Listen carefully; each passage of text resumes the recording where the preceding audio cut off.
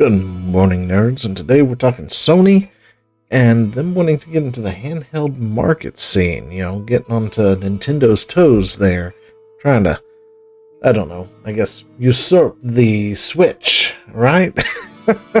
Anyway, so yeah, that's what we're going to get into. So, grab yourself some coffee, sit back, relax, and let's get into it, shall we? But hey, before we get started, did you know only 1.6% of you have subscribed to the channel? Well, additional pylons are needed, so hit that subscribe button, ring that notification bell, and let's get back to it. Now this could get interesting because as it stands, PlayStation actually has a handheld device. It's called the PS Portal.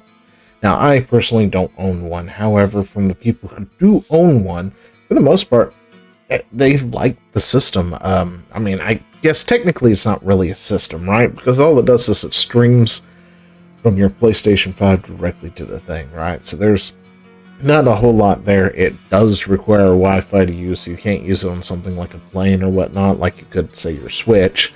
And that's probably the only thing that really holds it back, is the fact that it's not dedicated hardware to play, the games that are on your PlayStation for the most part. Which, honestly, I thought was always a misstep. I really do think that they should have probably put in for an actual handheld because they've done it before.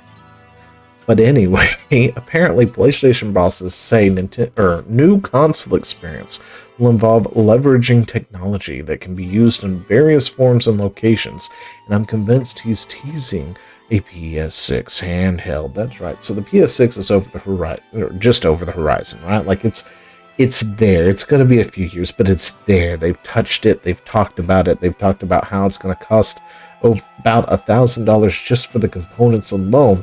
That's not what you're going to pay for it. Of course, you're going to pay more for it, more than likely, but the components themselves are going to cost like $900 and some dollars, right? But anyway, so we've got PlayStation will continue to push the live service games despite evident challenges.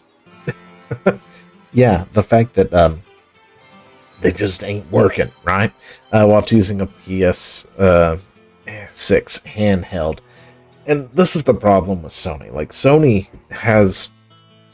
currently, I guess, is between it and Xbox is doing better, right? Like, it is doing better hands down. There's no way to say one, or there's no way to try and claim that Xbox is somehow winning the console wars between the two.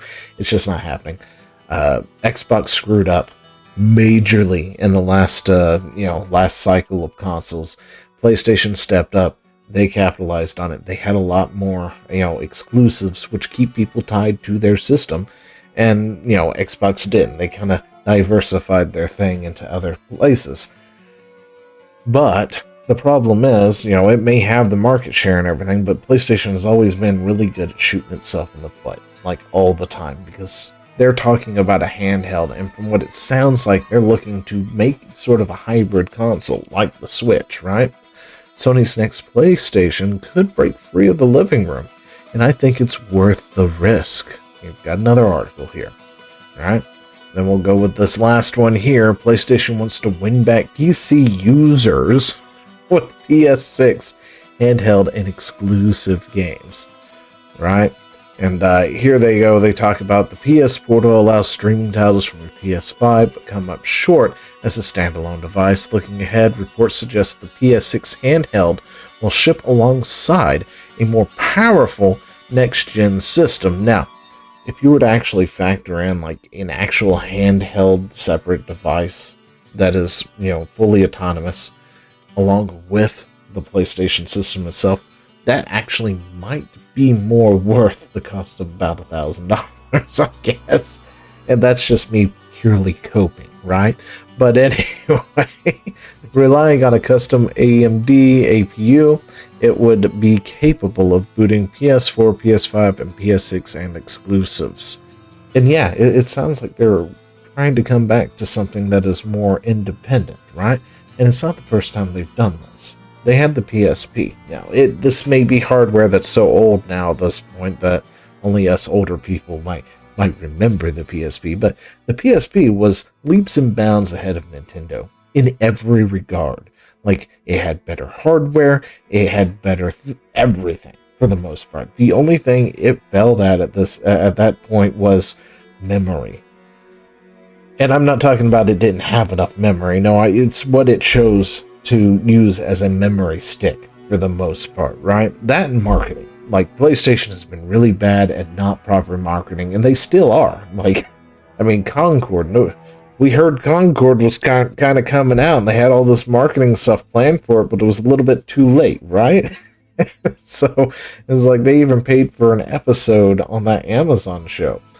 And it's just like, guys, were you planning on marketing before the game actually came? No? Okay. Oh, the game shut down now. Oh, okay. And no, but yeah, the PSP came out and it used Pro Duo Stick for its memory cartridge. At the time, there was like 10 different variants of memory sticks that you could probably choose from for the most part. The Nintendo's, I think, was on the DS line when the PSP came out. Like, it, technologically speaking, the PSP just kicked Nintendo in the teeth and walked away for the most part, but it never took on, right? The marketing, everything else, it just didn't take on. It used Pro Duos where the DS were mainly using SDs at the time. And as of today, the winner of the memory stick wars turned out to be the SD card. So nowadays we're using things like micro SDs in our cell phones and our Switches, stuff like that. We're plugging in a micro SD because the SD card won that war.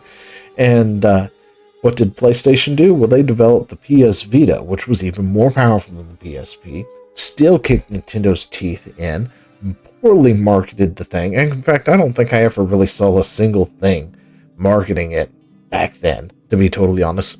And the most asinine thing they could do, use proprietary tech for their memory card instead of adopting the SDs, the micro SDs at the time.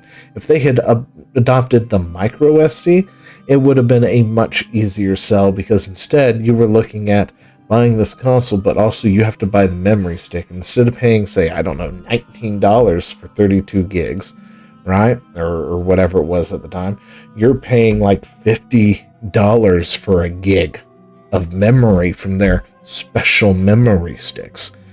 And it was one of those things that anyone would have looked at and was like, that's not totally worth it. Granted, I still got one. I really did, because I loved the thing. It was great. And I was in the Air Force back then, so it was much easier for me to afford something like that.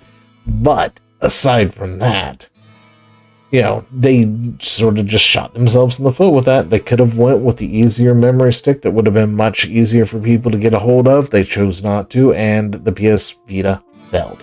After that, they created the PS Portal. PS Portal, I hear, for the most part, is more of a niche thing. Not a whole lot of people have them, but those who do, they love it. They rave about it. They say it's great. It just requires an internet connection. And with any luck, if they're going to make this push for another handheld, maybe they'll actually do something with it and get the heads out of their butts and, I don't know, actually do something with it this time. Because the other thing with the Vita is they dropped it and it felt like they just didn't give it any care at all. No games hardly that were coming over.